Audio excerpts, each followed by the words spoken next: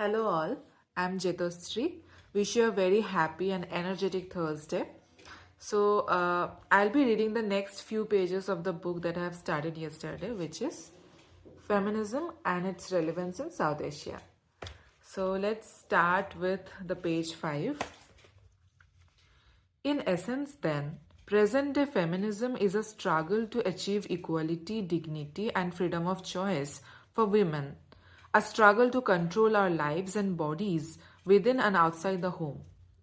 Well, it's not enough to simply ask for women's equality vis-a-vis the men in her community. For example, it does not significantly benefit a peasant woman if she becomes the equal of a peasant man, who is himself brutalized and exploited and oppressed by the society.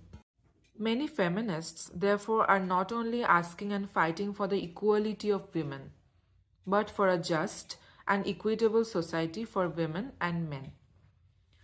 So, according to you, feminism is actively working to change the present-day patriarchal system. Yes, it is, and more. In addition to being action-oriented, feminism is also an ideology, a belief system. All actions are based on a set of beliefs. Feminism is a doctrine advocating social and political rights for women equal to those of men. It is also the body of knowledge, thought, and theory that feminist scholars, thinkers, writers have created to challenge patriarchal knowledge and ideology.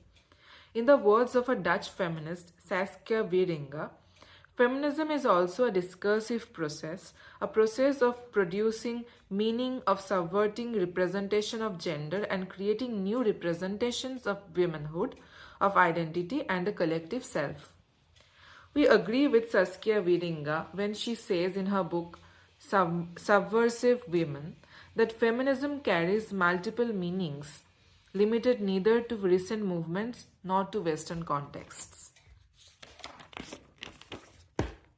Feminism is not a one-dimensional social critic, but a multi-layered, transformational, political and ethical practice. As a political movement for change, feminism has always been accompanied by feminist studies where scholars have studied society, social institutions, and social relations from the perspective of women. These studies have made women visible by looking at women specifically rather than as the hidden part of human beings or mankind. In feminist studies, women are both the subjects and objects of the study. Women have appropriated the right to define, to give meaning, to interpret, a right that had been exclusively male ever since the creation of knowledge. Women began to focus on areas which had either never been considered worth studying or were not studied from the perspective of women. For example, family, sexuality, interpersonal relationships. As male biases were uncovered in existing theory, feminist studies re-examined society and social theory and concluded that as women and women's perspective were missing from the social sciences, history, literature, etc., these were at best half-true. Half-truths are dangerous because they masquerade as truths.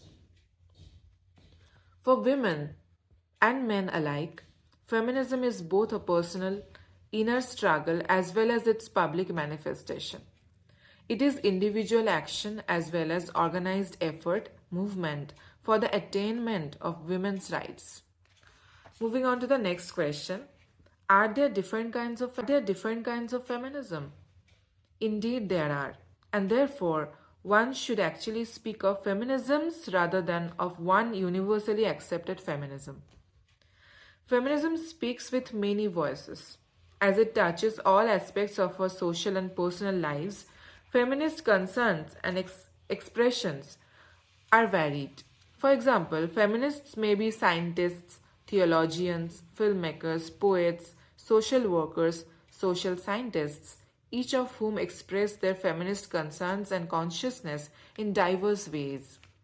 In fact, the concerns, expressions, and struggles of a feminist may change in different phases of her life. As a student, She may struggle against discrimination and sexism in educational institutions. As an employed woman, she may be concerned about a suitable working environment for women. As a working mother, she may have to fight for creches or against sexism in children's books. As a divorced woman, she may have to struggle with all the social problems faced by single women. This is why feminism is multivocal, multifocal, and multidimensional. Patriarchal ideology and attitudes pervade all social institutions, family, religion, law, media, education, etc., at all levels. To counter this omnipresence, feminism has developed varied ideologies and strategies. So there is a very famous quote which is, history is his story. Women need to write her story. Okay. So the main strands of feminism are liberal feminism, radical feminism, Marxist feminism, socialist feminism, and ecofeminism. One also hears of cultural feminism, Islamic feminism, and Gandhian feminism. All these feminisms are concerned with improving the lot of women and are committed to analyzing their present status and understanding its causes in order to improve it. However, within this common understanding, there is room for considerable disagreement. So, just as there are several Marxisms, there are several feminisms. The next question. Isn't feminism a Western notion and therefore quite irrelevant in South Asia? This question is seldom raised as a question. It is posed invariably as an allegation, an attack, or even a fact, and as such, feminists are naturally to be condemned and not taken seriously. What is interesting is that this allegation is made most forcefully by men and women who are themselves very Western, who have been to English medium schools and colleges, and who speak English, wear Western clothes, etc. Such allegations are, however, never made about Western science or modernization. These very people do not question the foreign origins of the parliamentary or presidential system. For instance, nor the development of capitalism, private ownership of land, and absentee landlordism, or the ideology of the left. Admittedly, the term feminism was not born in South Asia, but then neither were the Industrial Revolution, Marxism, Socialism, or for that matter, even some of our South Asian religions. These were not born in South Asia. So Einstein was not born in Lahore, nor Marx in Calcutta, nor Lenin in Dhaka. Yet their Western origins have not made their ideas irrelevant for us, because an idea cannot be confined within national or geographical boundaries. In any case, while the term feminism may be foreign, it comes from the French word femme. The concept stands for a transformational process, a process which started in South Asia in the 19th century as an organized, articulated stand against women's subordination. Thus, feminism was not artificially imposed here, nor was it a foreign ideology. Feminism and feminist struggles arose in Asia when a consciousness developed about democratic rights and the injustice of depriving half of the population of its basic rights. In fact, feminist consciousness arose in Asia during certain historic periods of heightened political consciousness, especially in the 19th and early 20th centuries, during struggles against foreign rule and against the local despotism of feudal monarchs.